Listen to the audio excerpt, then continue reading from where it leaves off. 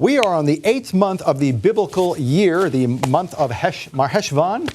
And this is the time of year when Yeshua sent out 35 pairs of disciples on assignment until Hanukkah. And so on this calendar, we would normally depict things that happen in the chronological Gospels. But because of that event, nothing is written down for this month. Yeah, so they're all out there. They're all busy. There's nothing being written until they come back up to Jerusalem for the Feast of Hanukkah. Okay, so we thought we would... it's a blank slate. It's a blank slate. So we thought we would pick on the Great Tribulation. I think this is a great idea because when he sent out the 35 teams of two, which is 70, he sent out 70 people, and during the Feast of Tabernacles, we sacrificed 70 bulls, which is representative of the provision for the nations.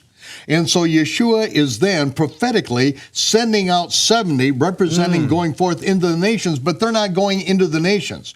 Don't go but to the lost sheep of the house of Israel. Don't go out to the pagans, he said. You stay here. Okay, but this is a picture of what's going to happen in the last days. And the 144,000 of all of the tribes of Israel, these are not Jewish evangelists, as we hear over and over and over by the nonsense purveyors out there. No, these are 144,000 from all the tribes of Israel who were sent forth into the world as a provision for all nations. And this is during a time of tribulation upon the earth. Okay. We haven't hit Great Tribulation at that point, because what we're going to see is the beginning of the fulfillment of the fall feast on Yom Teruah, the 10 days of awe, the 10 days in which Israel is brought to the brink of destruction, the 10th day, which is Yom Kippur, when the Ark of the Covenant is revealed, the national redemption of Israel. 5 days later, the Feast of Tabernacles, in which we get the Temple Mount cleared off, and the latter rain outpouring on Hoshana Rabbah, the last great day, and bam, from there, 144,000 get sent forth into the world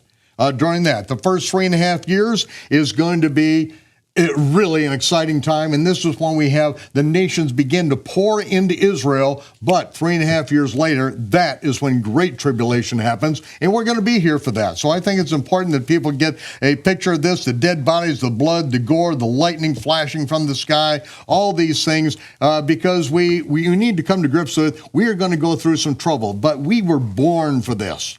There's rarely a generation that has not been in war, and has died in war. And just as Israel is told, you've got a whole generation that do not know war, and I've got to get these people to understand that there is bloodshed in life. There are things worth dying for. There are things worth giving your life to protect other people for, and this is the time we're entering into. So I think it's wonderful. Looking forward to Great Tribulation, on the calendar at least. Excellent. Not in real life. We'll see you next month, month 9. It's Kislev. We'll see you then.